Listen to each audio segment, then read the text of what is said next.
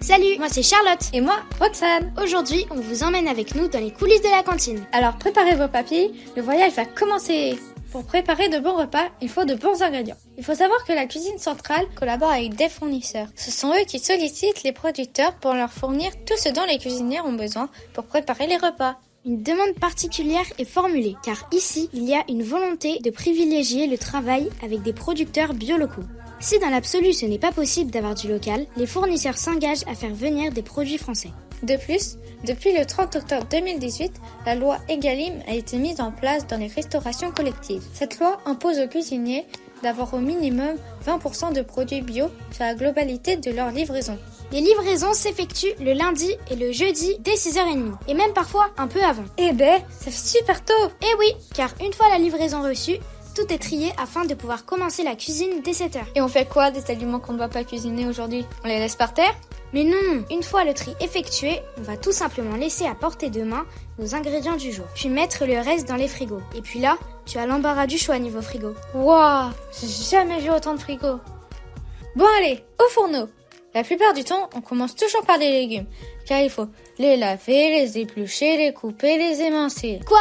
T'as un problème contre les légumes? Non, pas du tout. Ouais, je préfère, ouais. La répartition des tâches permet une efficacité optimale dans la cuisine. Lorsque quelqu'un s'occupe des légumes, quelqu'un d'autre s'occupe de la viande ou des desserts par exemple. C'est une affaire rondement menée. Pour la chef de la cuisine centrale, il est important de savoir s'adapter à son temps, car oui, les techniques de cuisine ne sont pas figées, elles évoluent. Je te présente donc le Vario. C'est un équivalent à une énorme sauteuse, enfin, un gros multicuiseur. Bon, une sorte de gros Cookéo géant quoi. Mais attention, ce genre d'appareil technologique ne remplace pas le cuisinier. C'est une aide culinaire qui apporte de nouveaux outils et conseils afin d'améliorer les conditions et le temps de travail. Bah tiens, ça par exemple, c'est une sonde qui est placée au cœur de la viande et qui va servir à ce que la machine régule la température si besoin. J'imagine le temps que ça doit prendre de tout cuisiner pour 2 restaurants scolaires sur une plaque de cuisson sinon. Hop, tout est fin prêt. Il est 11h et il est l'heure d'aller livrer le repas à l'école Claude Debussy. Et oui, car même si la cuisine centrale est basée dans l'enceinte de l'école des Grands Chênes, il faut bien nourrir les enfants de l'école de Saint-Jean aussi.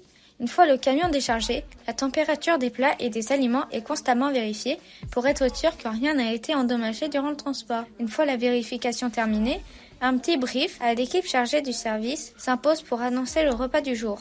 Pendant ce temps, au Grand Chêne, l'équipe s'active car l'arrivée des enfants dans la cantine est imminente.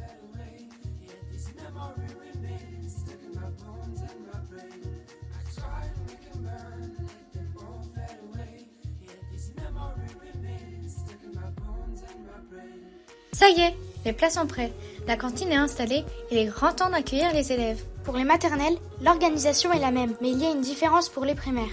Si au Grand Chêne, le service s'effectue à table par des dames de cantine, à Claude Debussy, le fonctionnement se rapproche grandement à celui d'un self.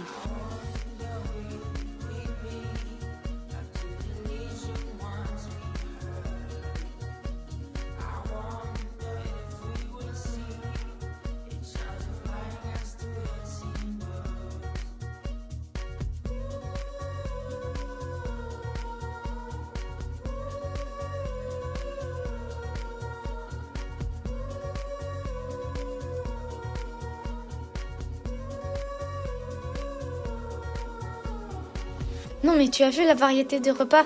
Ça me donne super faim moi. Oh que oui, ils ont l'air de se régaler. Mais qu'est-ce qu'elles font? Pourquoi elles récupèrent toutes les pots de bananes? Pas que les pots de bananes, les pots de melon aussi. Bon, viens, je vais t'expliquer. Rien ne se perd, rien ne se crée, tout se transforme. Ça te dit quelque chose? Non. Pas grave, mais les composteurs, tu connais, non? Ah ça oui, c'est la sorte de bac dehors remplie de moucherons où l'on dépose des épluchures ou autres fruits et légumes abîmés pour les transformer en terreau naturel. Tout à fait. Ça permet de recycler ces déchets organiques de manière écologique, naturelle et durable. Mais savais-tu que l'on pouvait garder des déchets comme ceci pour cuisiner avec? Je vais te montrer ça tout à l'heure. Pendant notre petit tour dehors, les enfants sont sortis de table. Après avoir servi ces délicieux repas équilibrés, l'heure est maintenant au rangement. Débarrassage de table, nettoyage, vaisselle, tout y passe pour ces équipes de choc.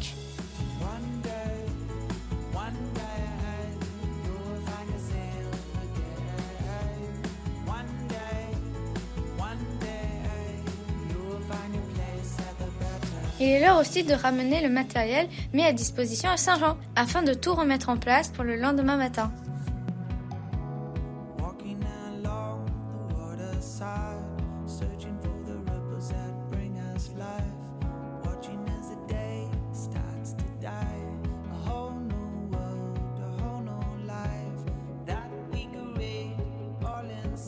Et voilà! Maintenant vous savez tout sur le fonctionnement de la cuisine centrale. Super! Mais j'ai un petit creux moi maintenant. J'ai une idée! Que dirais-tu de faire un gâteau avec les peaux de banane que l'on a mis de côté tout à l'heure? Ne bouge pas, je vais demander la recette à la chef. Mais non, banane, pas la peine de la déranger. J'ai toutes les étapes sous les yeux. Viens voir. Bon d'accord, si tu insistes. Première étape, prendre les peaux de banane que tu as gardées de côté, puis tu vas les faire cuire à la vapeur. Une fois cuites, tu peux t'apercevoir qu'elles ont changé de couleur. Tu sais, j'ai le même temps quand je reviens d'un week-end à la plage. D'accord. Maintenant qu'elles sont prêtes, tu vas les passer au mixeur. Voilà ce que ça donne. Une grosse purée de peaux de banane bien compacte. Mais t'es sûr que c'est comestible ton truc là? Ensuite, tu montes les blancs en neige, puis tu verses la mixture dans les moules à gâteau. Une fois cette étape faite, tu viens ajouter des pépites de chocolat et des rondelles de Roxane. De banane pour embellir le tout. Et aussi pour faire plaisir aux gourmands. Ne fais plus jamais cette blague s'il te plaît. Mais je dois avouer que ça a l'air super alléchant ton histoire là. Pour finir, tu enfournes le tout à 160 degrés pendant 20 minutes. Et tada! Voilà le résultat. Alors, heureuse? Ah oui, très heureuse. Mais assez parlé, on passe à table? J'espère en tout cas que l'expérience vous aura plu. C'était Roxane et moi Charlotte. À bientôt!